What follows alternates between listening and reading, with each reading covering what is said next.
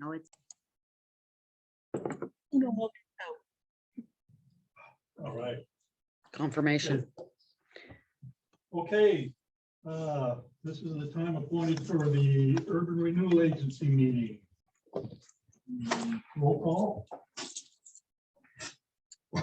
Gary Daigle. Must be a little late. Larry Whitaker. Sean Smalley. Joe Grousman. Here. Debbie Hamilton. Michelle Sumner. Tom Boggs. Here. Okay. Gary's a little late. Immediate present this evening. Outstanding. Okay, anyone wishing to speak before the agency tonight on any subject matter will need to fill out a speaker form and turn it into the recorder. Forms are available on the sign-in table in the back of the room. Please turn cell phones off or silence them during the meeting.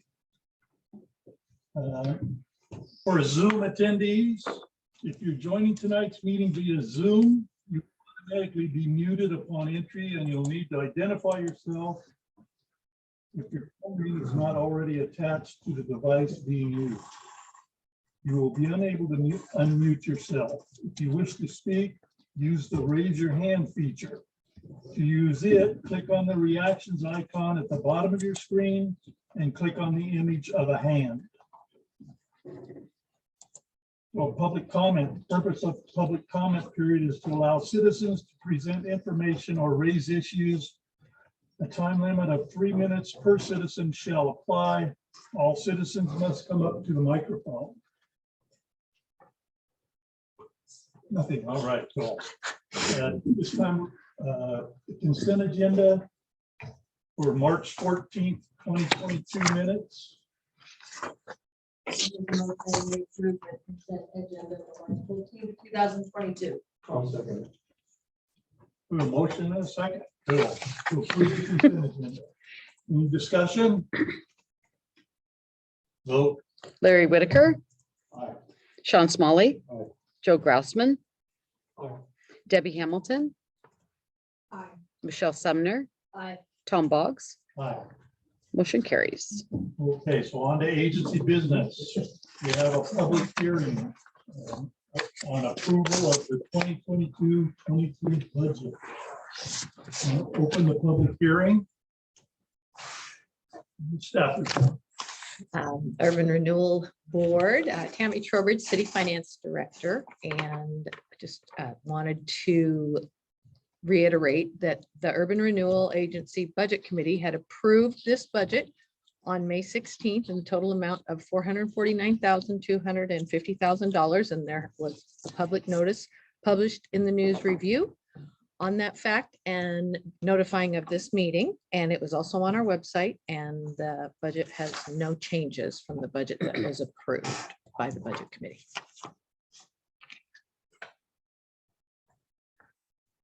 Do I have any public comment?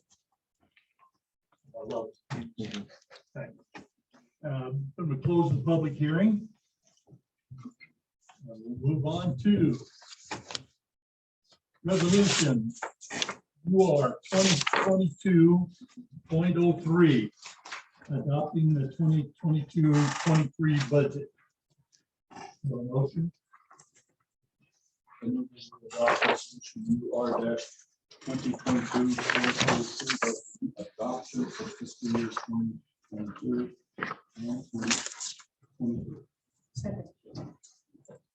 We have a motion and a second. Is there any discussion? Hearing none. Let's vote. Larry Whitaker. Aye. Sean Smalley. Aye. Joe Grousman. Debbie Hamilton. Michelle Sumner. Aye. Tom Boggs. Aye. Motion carries. And then we have a grant application for Web Tracks LLC. Staff report. Christy Gilbert, Community Development. So as part of the urban renewal funding, the downtown stretch, we have received an application from Web Tracks, which is a local computer company here in Sutherland, currently located off North State. They are currently trying to build in a location next to the little mini mart across the street from the park where the former reel-to-reel video, the building was. Anyway, they have demolished that, put extensive amount of research into the soils.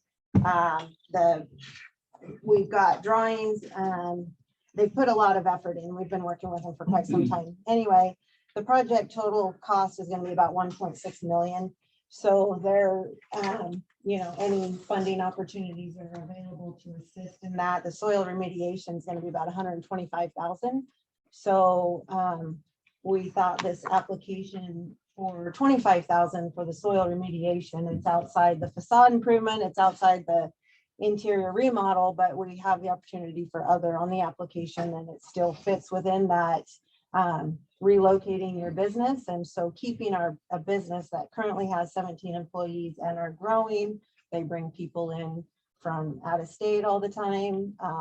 They're a successful, great business to have here in town, and trying to keep them here. So utilizing that business relocation, we would recommend approving an application of $25,000 to help offset some of their costs of the 1.6 million that they're facing, and probably going up in today's times. But they've been working on it for a bit, and so they're trying quite a lot. They're coming along. So anyway.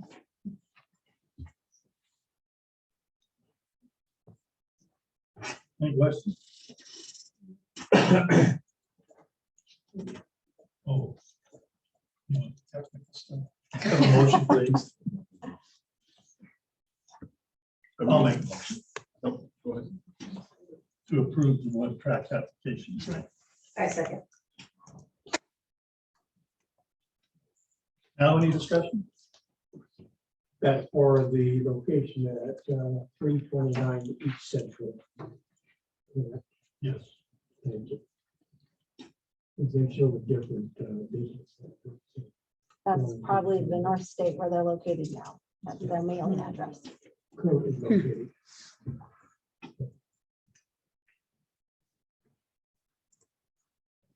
Any further discussion? Vote. All right. Larry Whitaker. Aye. Sean Smalley. Joe Grousman. Debbie Hamilton. Michelle Sumner. Aye. Tom Boggs. Aye. Motion carries. Do we have any additional reports, discussion, carrying on that? This new building, this building for, it falls from the study that it coincides with the urban renewal.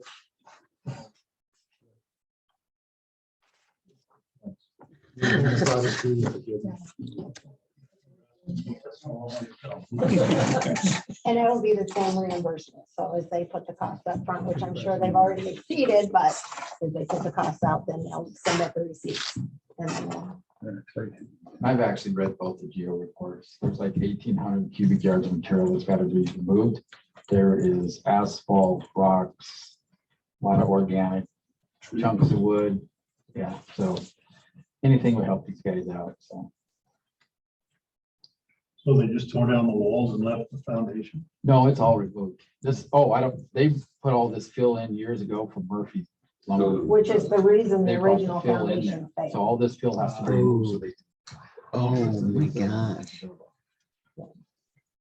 Do we ask Murphy for help? Can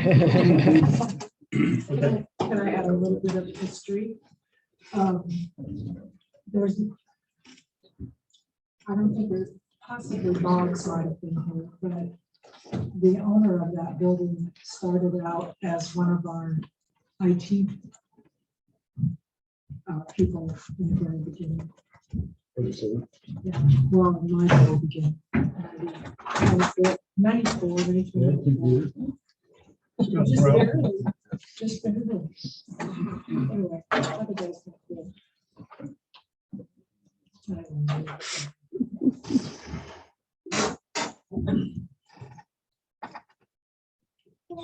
Okay, that takes to that business. We're going to adjourn the meeting, but we're going to go into an executive session. Take a 5-minute break for going into an executive session called under ORS 192.6602E, real property transactions. I think to deliberate, I'm not sure about that word, but with persons designated by the governing body to negotiate real property transactions. Representatives of the news media shall be allowed to attend executive sessions other than those held under subsection 2E, which is today's or July. This section related to real property transactions. Designated staff are allowed to attend the executive session. All other members of the audience are asked to leave the room. So, don't go far. We won't be long. All right. Does anybody want to forego the 5-minute break? All right, let's get to it.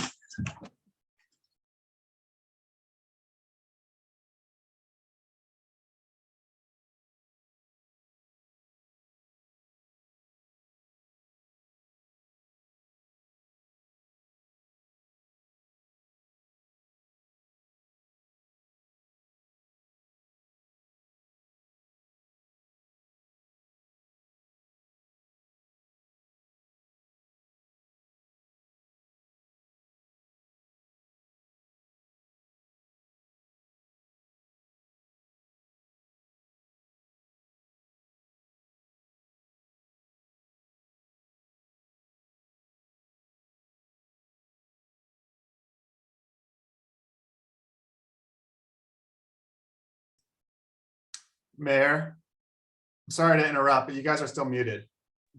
I did it again, didn't I, Chad? Thank you. How come you are? Counselor Boggs, There. Mayor Sumner, Sorry, there's for the flash. Do you want me to do it again? he did stand up. Oh, good. Mhm.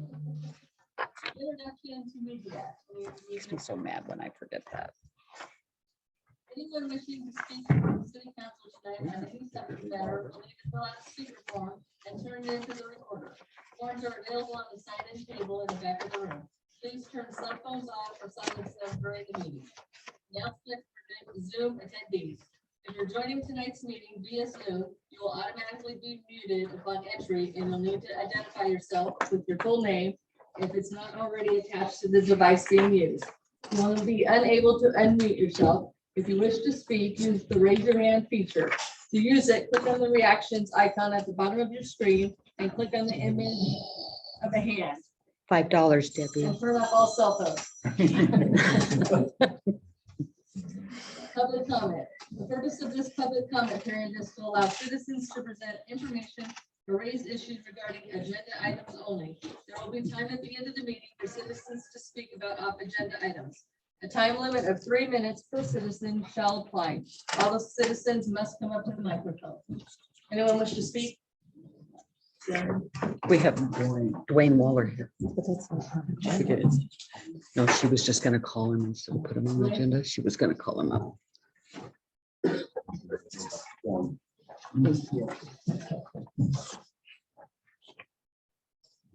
Oh, my phone. Dwayne Waller, Sutherland Blackberry Festival. I live in Oakland. Pardon me for reading from this, but it's probably better than I do. So good evening, Madam Mayor, councilors. We find ourselves in a conundrum. Years ago, a piece of property was donated to the city for use as a park. The property deed states that we as a festival and the Sutherland Stampede Rodeo are allowed to use the property for 2 weeks a year, which includes enough time to use it during our festival and during the rodeo. So in the past, we tried to bring continued goodwill to the city of Sutherland. We are now requesting the city return the property to us. We purchased the property and with those good intentions donate it to the city of Sutherland. And we're hoping that the city will return it to us for our use. We don't have any ill will towards the city. We just would like to see if we could return the property to us. Didn't cost the city anything to get it. we want to safeguard what we donated. We can't do it without ownership of the property. The city has not borne the cost of developing the property or maintaining it. I've been mowing it for 25 years. By the time I'm done, a couple of my helpers are done. It looks like a park. That's what you guys get for Blackberry and after Blackberry. Why would we ask that? Well, the Southern Blackberry Festival would like to return the property, have this property returned to our organization, allowing it to be used under our supervision. We do understand that the walking path on the northern edge of the property would be considered city property, because I don't want to separate that from the city. It's part of a walking path that's already been done. City has invested in that section of it, and it is a good investment for the community. It seems the property's been loaned out without permit requirement or insurance requirement, and at this property that the city does not maintain has been polluted and abused. It's in our interest to continue to utilize the property. We would like to be able to ensure that it's cared for. Seems that others using the property without permit and insurance do not take cleanup very seriously. If the city could think about this as a possibility, we would greatly appreciate it. Let me know if there's anything I can do to facilitate it.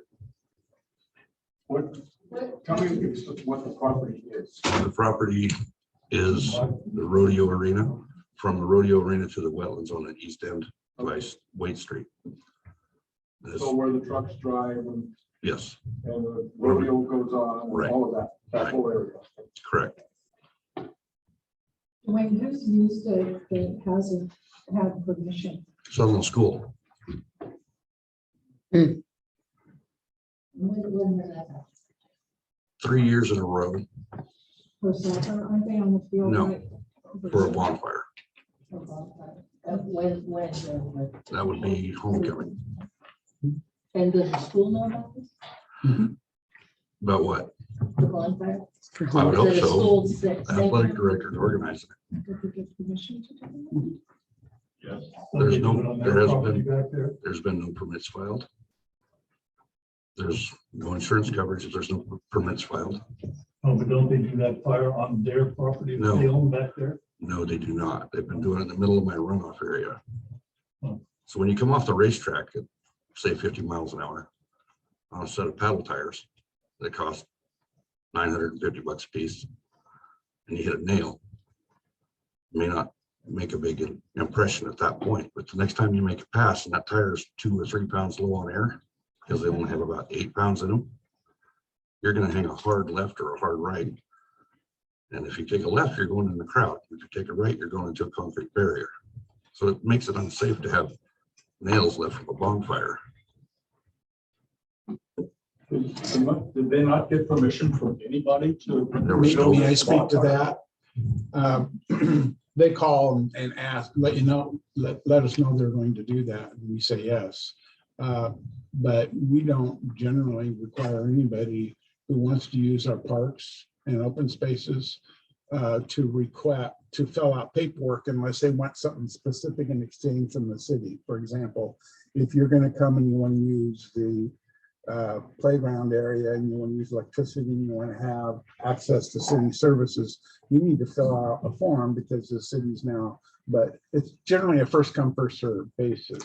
However, I don't see any problem whatsoever with giving that land back to Blackberry. We've offered it back to, I offered it back to you probably a dozen times over the past several years. So I don't see why we wouldn't be neighborly and get with Chad and do the partitioning and give it to him. I just don't, for me, I don't see that I see it as a no harm, no foul circumstance personally. But no. Well, and that property has been insured because all of our property.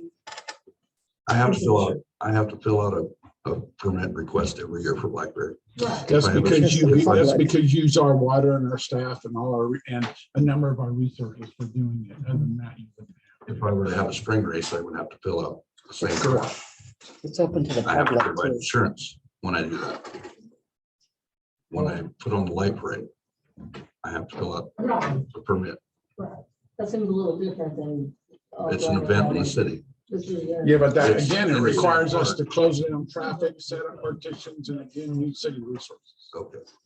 You're using city resources. The fire department was there to put it out. Okay, I'd like to bring something up. This public comment is for action items on the agenda. We gave him Yeah. special permission Oh, because he called in. I don't have any paperwork, so. I was supposed to be on the agenda and I was told that I would get access to public comment. Yeah, you also didn't give us a topic for it to be on the agenda, so we gave you your 3 minutes to Okay, talk about this. So I think this is something we could discuss and get back to you on. I appreciate that. Yeah, because I'd like to have some type of paperwork to see what we're talking about. Right. I don't even have any idea. We'll bring back information for you at the next council meeting and we'll get with Dwayne and we'll put together a little something, so that, you can all see it, but, for quite some time, we've kind of wanted them to take it and take care of it and Solves do their two thing, so. birds with one stone. Right. That's something I'll just put back away. If there was some particular concern with it, usually if you take it back, wouldn't it be okay if it was you, if the city were to agree to your terms and what needs to be?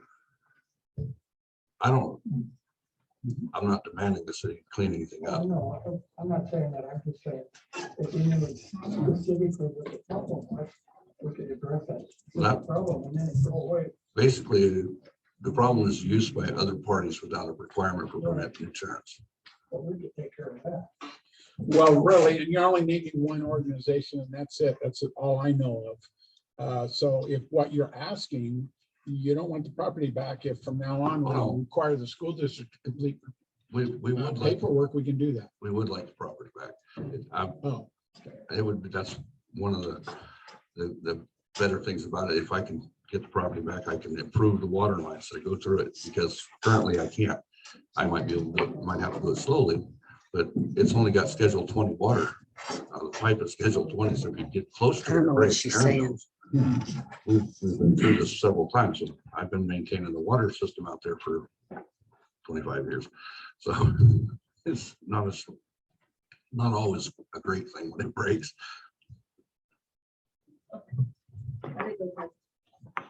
Thanks. Under presentations for Officer of the Year, Chief.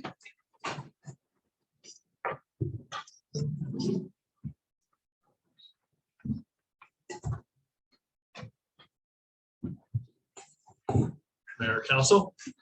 Once again, I'm back. I just wanted to bring up our voted Officer of the Year this year.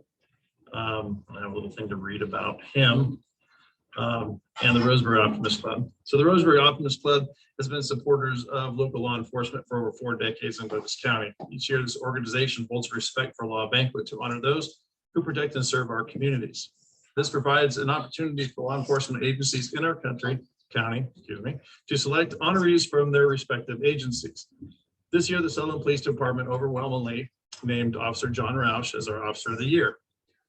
Officer Roush began his career in 2015 and came to the Sutherland Police Department in 2019.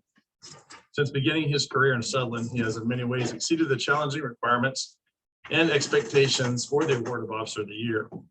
He has not only had the most calls for service in 2021 with 1,434 calls, he has also had the most cases taken at 284. John has never had a slow time during his shifts due to his hypervigilance and his desire to make a difference in the community and in Douglas County as a whole. He is always working, trying to be the change, and doesn't even realize the positive impact he is having on those around him.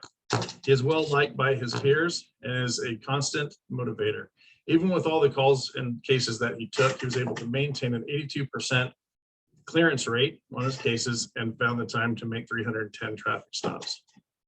John genuinely cares about his fellow officers, staff, and community he serves. He enjoys his job, doesn't ask for anything in return, and gives 100% every day without fail. John, for your calm and professional demeanor, for your sincere and genuine interest in the department, and for your willingness to take difficult challenges and assignments, and for your passion for training, teaching, and encouraging others at the City of Sutherland Police Department. You are chosen as our choice of Officer of the Year. Congratulations.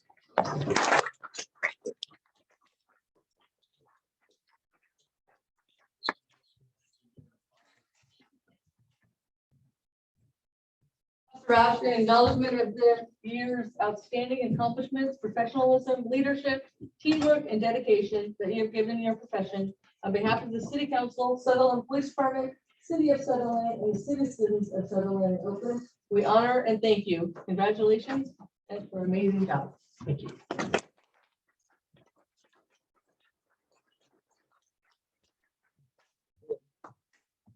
None of us like doing this, but I'm gonna make it.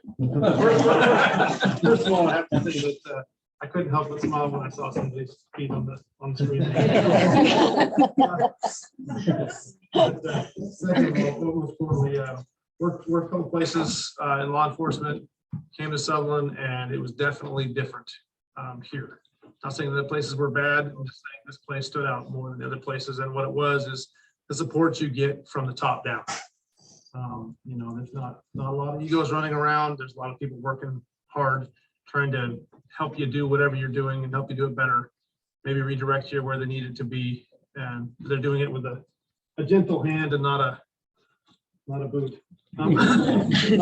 But yeah, and that's why you're able to do well here at this place. It's a good place, and it's definitely worth keeping going. So, thank you, John.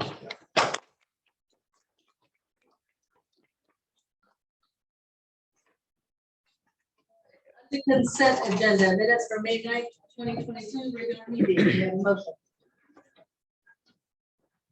I'll make a motion to approve the consent agenda for May 9th. Thank you. Any discussion? Who None seconded that? vote. Counselor Daigle, Aye. Counselor Whitaker, Counselor Smalley, Counselor Grousman, Aye. Counselor Hamilton, Aye. Counselor Boggs, Aye. Mayor Sumner, Aye. motion carries. Council business, public hearing for 2022-23 state revenue sharing. Opening public hearing. Staff report. Mayor and Council, Tammy Trowbridge, Finance Director. State revenue sharing, counties and cities that levy property taxes are eligible for periodic distributions from monies raised from state taxes on motor vehicle fuels, tobacco products, and alcoholic beverages. These distributions from the state of Oregon are based on formulas that consider population, property taxes per capita, and income per capita. Before a city can share in this money, the governing body must hold at least 2 public hearings, publish a notice, and adopt a resolution or ordinance in which they elect to do so. At these hearings, citizens must be given the opportunity to provide written or oral comment on the possible uses of the money. One of the hearings was held by the Budget Committee, and then this is the second one. And these are all part of the ORS statutes and spelled out in budgeting law. For the current fiscal year, those revenues are projected to be $95,000 by the end of our fiscal year in a few weeks. And for the new budget year, we're budgeting this to be at $98,000, fairly similar. All right, any public comment? I'm going to close the public hearing. Next is resolution number 2022.05, election to receive state revenue sharing. I have a motion. I move that we accept resolution 2022.5 to receive state revenue sharing bonds as presented. Second. A motion to approve number 2022.05. Any discussion? Ready for vote. Counselor Daigle, Aye. Counselor Whitaker, Aye. Counselor Smalley, Counselor Grousman, Aye. Counselor Hamilton, Aye. Counselor Boggs, Aye. Mayor Sumner, Aye. motion carries. All right, on to resolution number 2022.06, certifying city services. Staff report. Mayor and Council, Tammy Trowbridge again. This is the second part of receiving the state revenue sharing. And to do that, a city has to certify that they provide at least 4 of a list of 7 services. And you will see in the resolution that that includes police protection, fire protection, street construction, maintenance and lighting, sanitary sewers, storm sewers, planning, zoning and subdivision control, and 1 or more utility services. And so this resolution is certifying that we do indeed provide at least 4 of those, and actually more like 7 of the 7. Can I get a motion? I make a motion to approve resolution 2022.06. Certifying city service for receipt of state revenue sharing funds.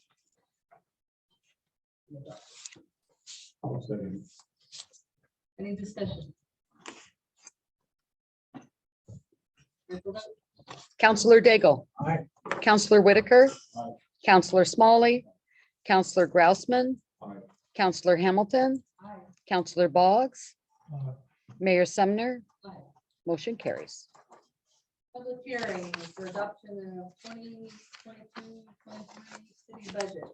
Opening public hearing. Staff report. Mayor and Council, Tammy Trowbridge. We had a budget hearing on May 16th, and the Budget Committee's recommendation was to adopt the budget as presented. I did have a misspeak in those minutes that I'd like to cover right now. Okay, so we had all of the motions came down with the right amounts, and then for some reason, right at the end of the total budget, I said, wait a minute, we made that change to the fire budget. We need to change the total by that 57,000. And in truth, it's a balanced budget that we're presenting to you. So if you change something up here, it just added to the contingency and the unappropriated amount. So the total amount of the budget did not change. I called Chad the day after because I was so mortified thinking that I was going to have to reconvene the budget committee for that funny little misspeak. And he clarified that that is just a recommendation coming from the budget committee, and that you people have the final adoption say on that. So I wanted to clear that up. That's why that amount was a little different in the final motion, but it actually is the same as was presented at the $34,121,441. Any public comment? I'm going to close the public hearing. And on to resolution number 2022.07, adoption of 2022-23 city budget. We have a motion. I'll make a motion, we adopt resolution 2022.07, adoption of the 22-23 budget as presented. Second. You're so quick with the second. She was fast. We have a motion and a second. Any discussion? I have a couple of questions. On page 20, which is broken down financial summary, debt services. The actual that was used in 2021 is 716, 2122 is 921,000. And then this year, 18 Million. The 18 million.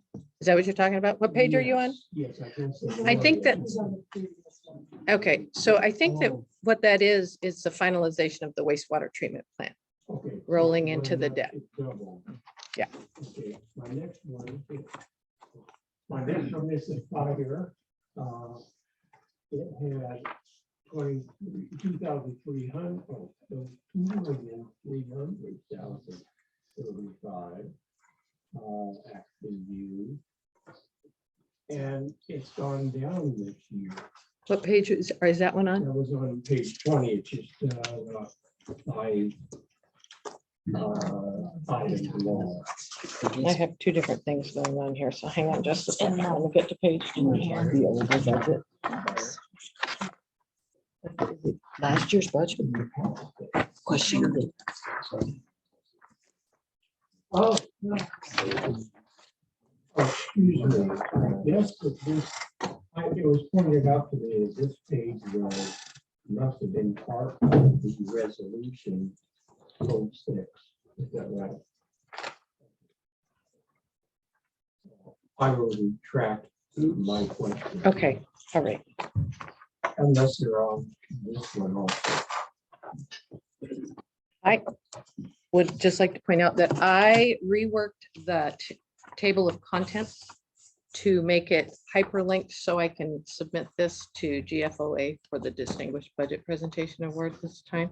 And I had a one-page change, just basically a format change that I would like to incorporate into the new budget that you're about to adopt. No numbers, except just a table of contents. So it's a little bit different. It will be intact on the website with this new hyperlinked table of contents. Any other discussion? Do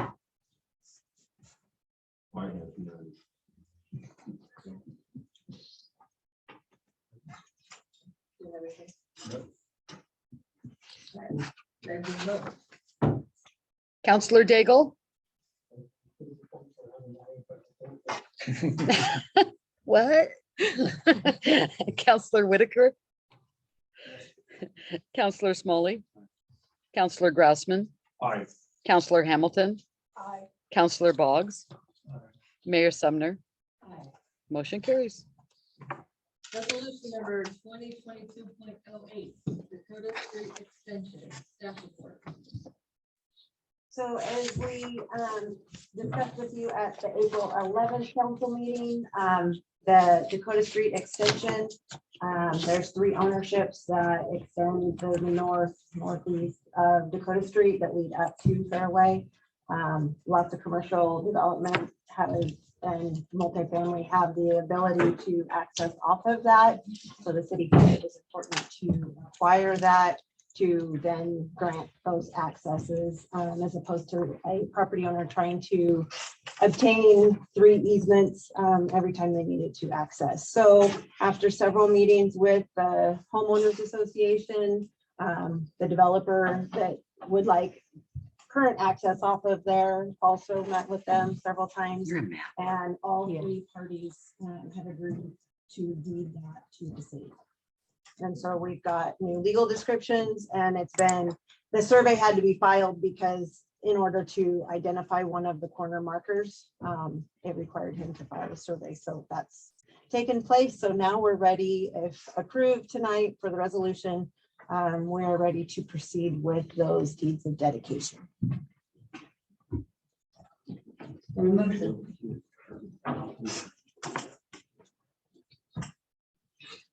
I'll make a motion to approve resolution number 2022.08, the Dakota Street extension. Second. Any discussion? Ready for a vote? Counselor Daigle? Counselor Whitaker? Aye. Counselor Smalley? Counselor Grousman? Counselor Hamilton? Counselor Boggs? Mayor Sumner? Motion carries. On the strategic plan update. Multi-use stages area completion update. Mayor, Council, here in Swan Public Works. You guys have seen all the work taking place down there in the park. Initially, the contractor set a very aggressive schedule, and we're glad they've been working really hard and making a lot of progress. They got, with the rain, they've got pushed back just a little bit. They're going to do the final pour on that, on the stage itself Wednesday. And then they'll work on forming up the stairs and the ramps and all that and pave. They initially were scheduled for their final day of work to be 6/30 of 22, but they are probably about a week behind or so. There's a little bit of room there because we don't get the stage or the stage cover itself until the week of the 11th. We'll be working feverishly to put that thing up because the first event is on the 14th. So we think we're still on track. It's going to be tight, but I think we can finish on time. So Yay. It's gonna be Is there nice. any questions? All right. I'll try to We're just Answer. gonna be there for a minute. In what way? Well, you said because of the weather, and stuff, we're gonna push back. but Just, Brian told me from the beginning, that they'll be running, so. that's, So it's done by the 14th. How long does it take to put the cover? we've never done it. So I'm thinking with all my guys, 2 days, they have a representative that's gonna come out, fly out here and show us how to do that correctly. And I've got a capable staff, so I think that if it gets here on Monday, the 11th, which it's supposed to, we should be able to have it up by Wednesday. And the first one's Thursday? Yeah, yeah, like I said, it's tight. They have it till 6:30. So, The best look on the Yeah. There's a party over at the provide coach.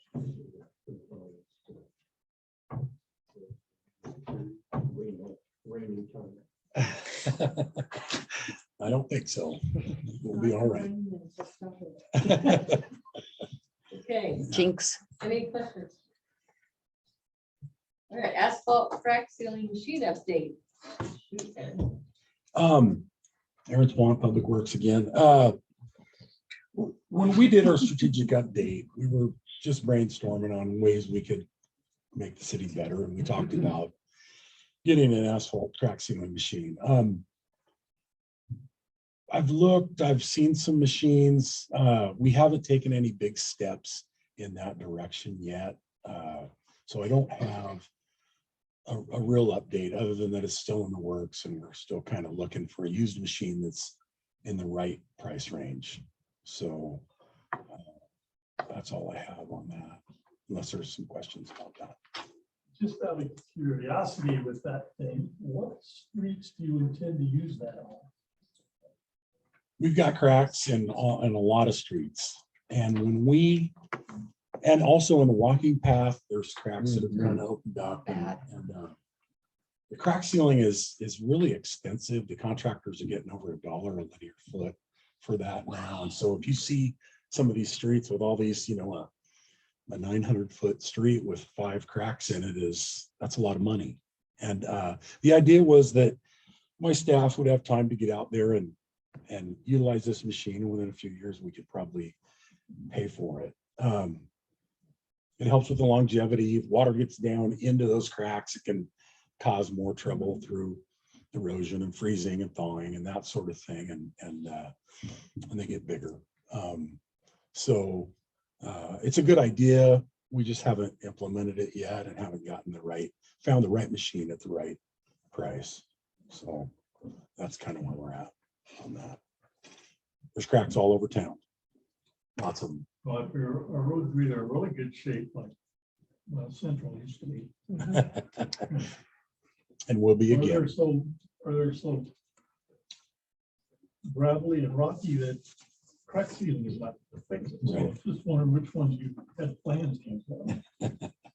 We don't have a crack sealing list. But it does keep the woman from getting down below. Right. Extend. Right. Right. And in fairness, this town has water underneath as well. We're a high water table city in the winter, and so it's not all the, if you could stop water from going down, you don't have any water in your subgrade, but it does help. So, right. Initiate inflow and infiltration prevention program. That's me again. Go for it. It doesn't list you though. Oh, it doesn't? I don't know, that's that notoriety. Initiating a new inflow and infiltration program isn't really an accurate title for this. We have an inflow and infiltration program we have had in the past and will continue to do that. Well, this initiating it is for the last several years, we've been kind of concentrating on the new wastewater plant. The design and building it and getting through the the test year and then the warranty year and all that stuff. And now we're ready to sort of refocus on slowing, or, the inflow and infiltration. Jerry wanted me to kind of talk about that a little bit in case you guys don't know exactly what that is.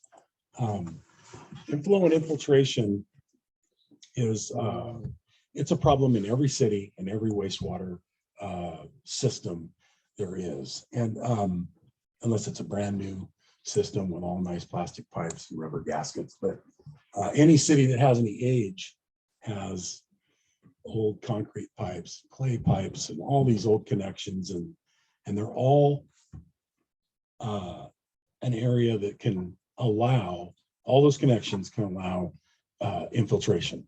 And like we just talked about, we have a very high water table in the wintertime. So the infiltration part is where you, through all these miles and miles of mains and laterals and hundreds of manholes, every connection point and every piece of old pipe can be cracked and just allow all this water to get introduced into our system. And the inflow part is a little bit different. It can run in the top of a manhole that's maybe a little bit lower than it should be. But the main thing is when somebody connects their gutters and downspouts to their wastewater line. And they're not supposed to do that. Sometimes it happens on purpose, sometimes through ignorance, sometimes they bought the property and they don't have any idea where that stuff goes. But so through those two things, inflow and infiltration, we have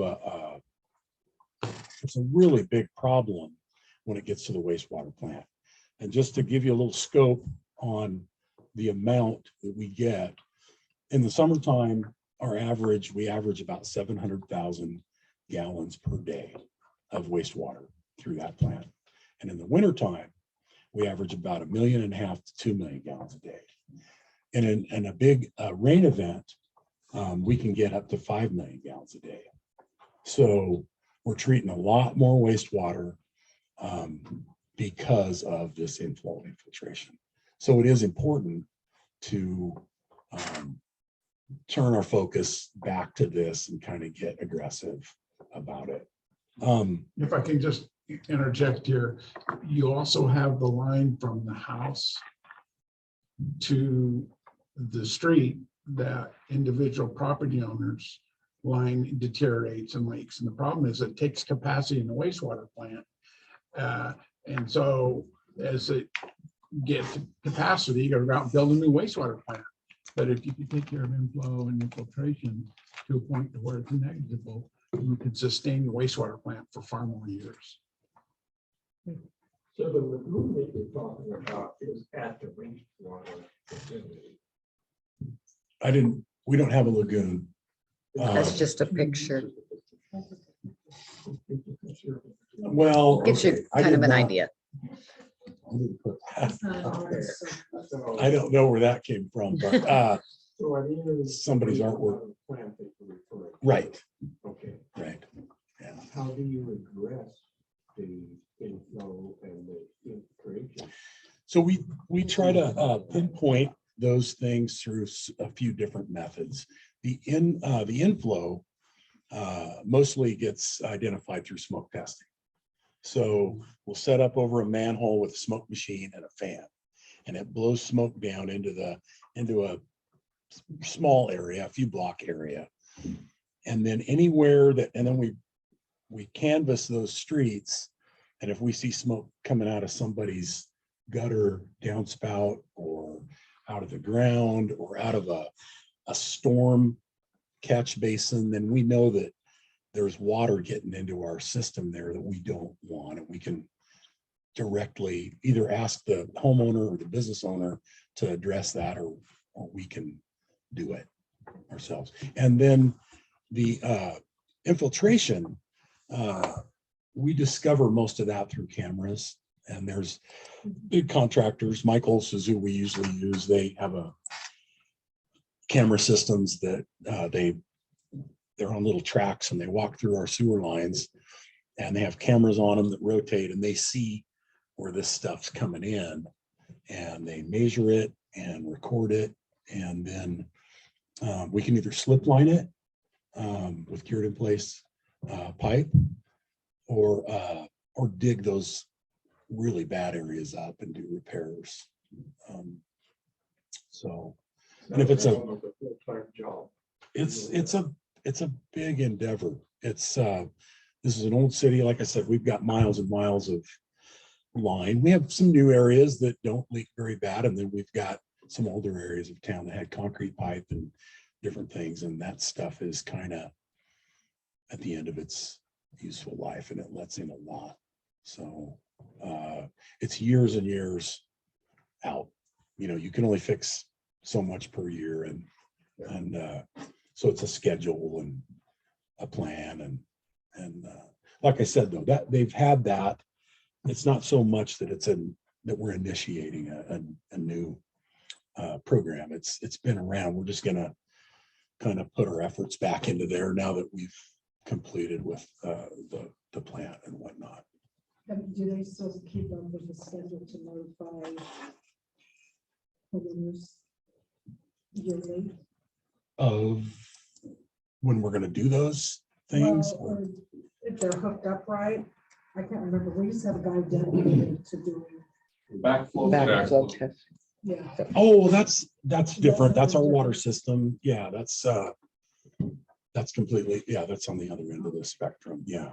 But if we do smoke testing, for instance, we notify everybody because everybody freaks out when they see smoke coming out of their gutter. And so we notify them, and if they're a problem, then we notify them that they need to correct that problem, or we'll do it for them. And so, yeah. Anyway. Any other questions? City manager report. I did all my talking earlier. Okay. Council comments. Remember, monthly meeting time is limited. Please ask questions or make statements that are likely to benefit the group.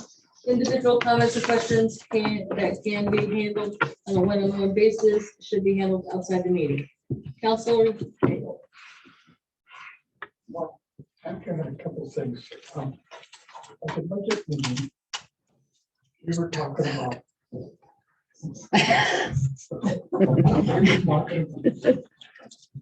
Cost of maintenance for those ponds.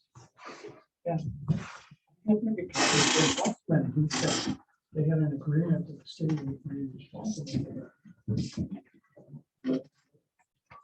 Please go to that if you will. When it gets to be like. Okay. The other thing,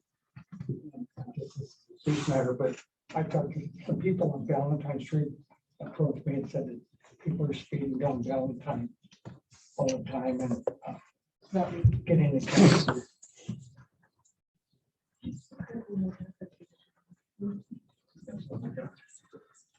Might be picking up a little bit too once Everett's closed. Me and my student.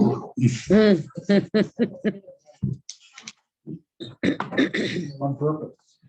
Too bad you missed.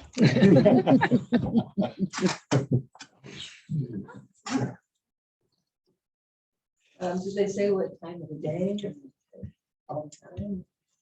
Well, apparently it's when people go to work or come home because they bypass central stoplights and. I can't see anybody speeding and get to work.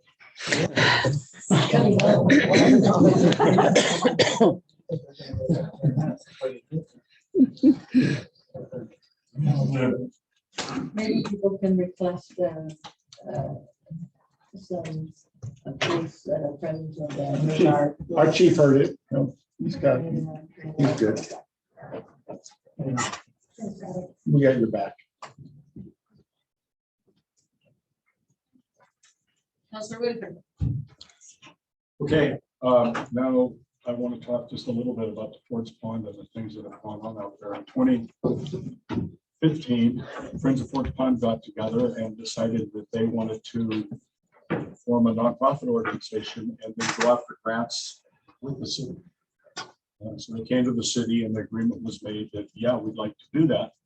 So in 2016, the Friends raised $50,000 or $60,000 for a master plan for Ford's Pond, and brought it to the city council, and it was approved in 2017. So at that point, they started initiating grant requests. They started sending in grant requests and making presentations. And they started that in 2018. And every time that one of those presentations was made, a resolution from the city had to be approved by the city council.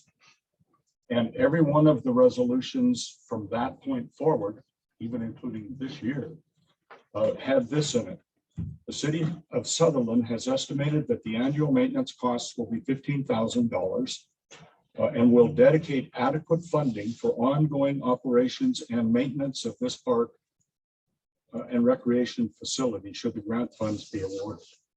So it's not that the city council hasn't been aware that the city was actually responsible for maintaining Ford's Pond, even though Ford's Pond has quite a few volunteers out there that do a lot of work.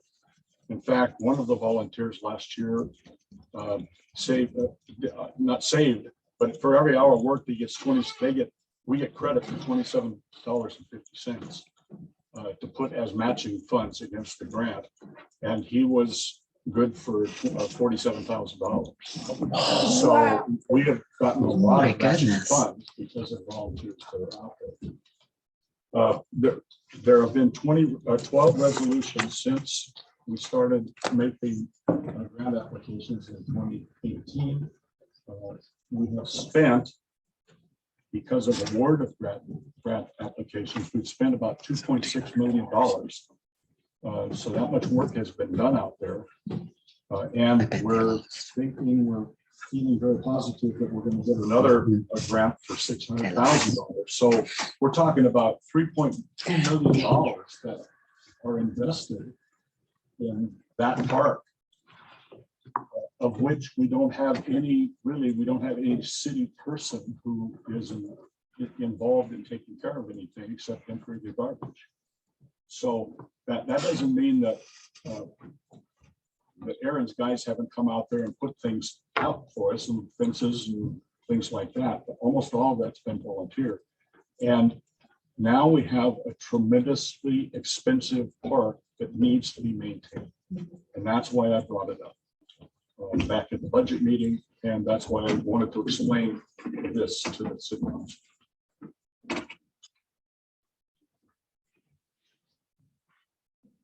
Well, I'm probably the only council member that's been around for all that. And I am all for Ford's Pond. It's just that when it initially started, the city has kind of in some dire straits and didn't have a lot of money to put out aside. And I figured over the years that was likely to change here and there. But initially, the idea was that the city was not going to be able to put any hard monies towards Ford's Pond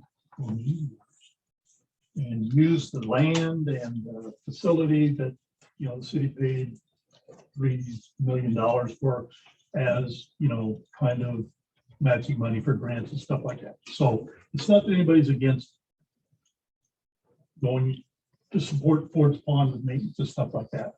It's just that initially at the end, the Friends of Ford's Pond knew that going in.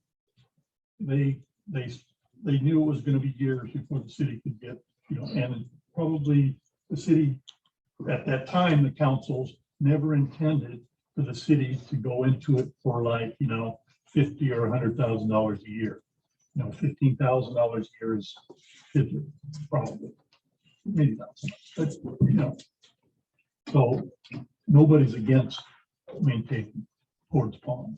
It's just that it's always been, we were going to be limited, and primarily the volunteers were going to do it, and they wanted to do it. They wanted to kind of be their project.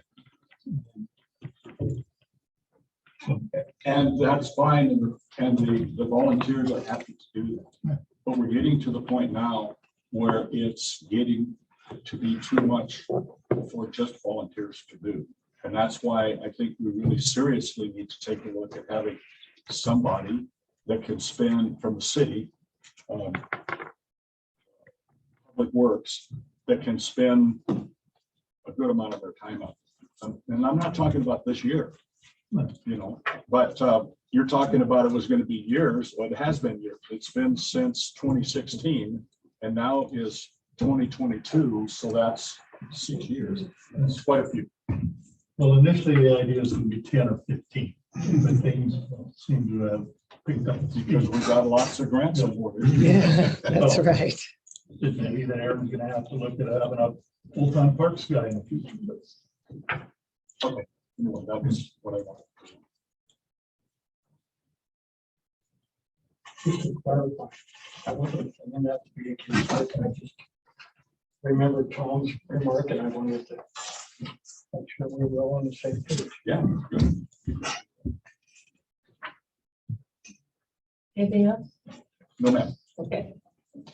Counselor Smalley, I forgot what I was gonna say, so. I'm good. going to come back to you? They said no. Okay. Counselor Nestor, I would like to just comment with what I've heard here at the council meeting.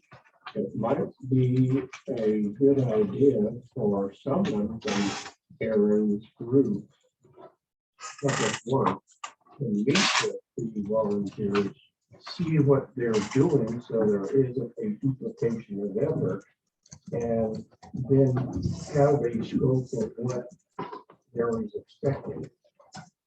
Because without that, who knows where it is. That I do have weekly phone calls with Mr. Hausman. So, yeah, Okay, so you have an idea. Yeah. right. Okay. Yeah. Thank you for taking that You up. bet.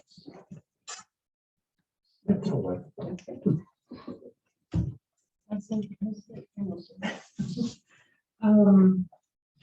Well, as you know, we're very excited about Music Central this year. We were asked by Backside Brewery if they could have a van there. We were excited at that thought because we've in the past allowed alcohol in the park during Music Off Central. There's very few that I think have actually brought alcohol there. But we're going to kind of move away from that and have them be there. He's done all the work with OLCC. And I talked to Jerry today just to run it by him. Tried to Friday, but but anyway, so they're excited, and it's nice to have a Sutherland business that's going to be part of Music Off Central. So we're hoping it takes off with all the rest of the businesses this time. So everybody okay with that? so you're not going to allow the people to bring their. We're just not going to advertise it. We do have a Facebook page and a website now. We're just not going to advertise that part of it. But we're going to be there. No, we're gonna say Backside's gonna be there, but you know, they can still bring them. well, not advertised to bring them. Yeah. Got it. But it's still allowed. Yeah. I mean, because the approval hasn't been given. Yeah. Madam Mayor, I have one more thing. Sure. The Parks Committee has been meeting together with community development. And this has to do with the piece of property that is located directly east of the fire station, the grassy area out there. And we're working with the landscape architect to develop that. And there's several parts of that. And actually, we're having an open house on Wednesday from 5 to 7 at the community center. One of the things with that is a skate park as part of that plan. And so that will be presented on Wednesday night. So anybody here that, sorry? Thursday, 5 to 7. It's on Thursday night.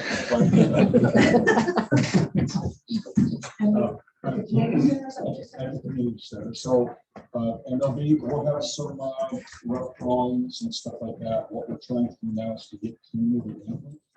Find out what they would like to see us do. Then we'll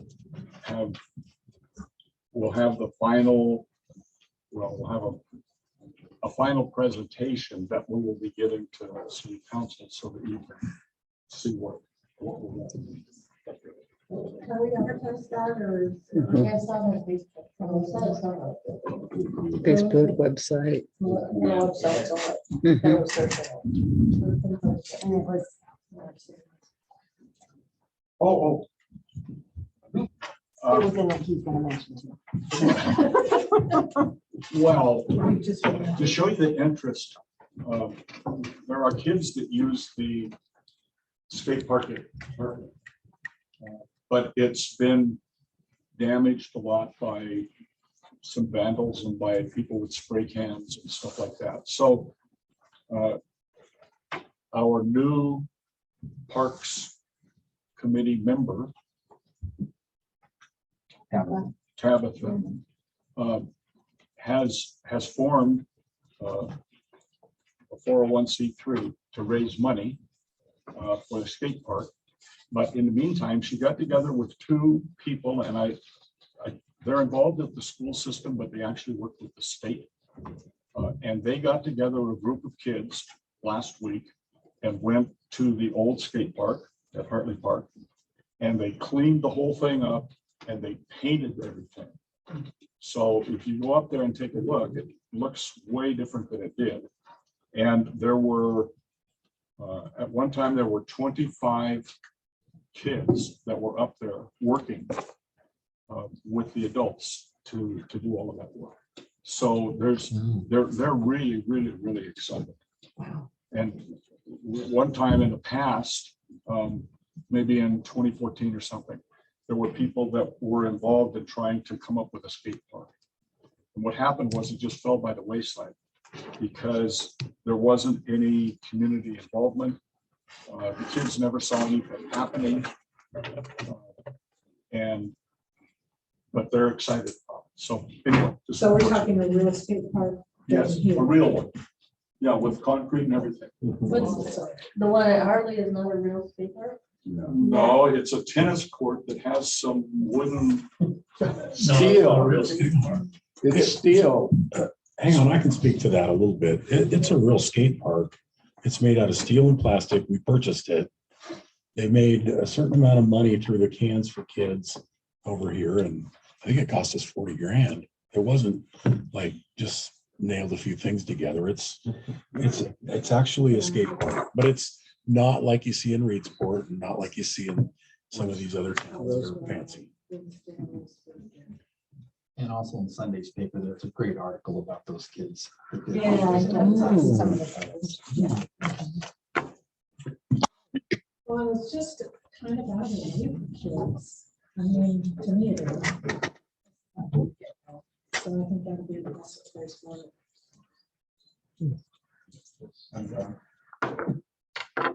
Councilor Bond. Okay, I just one thing.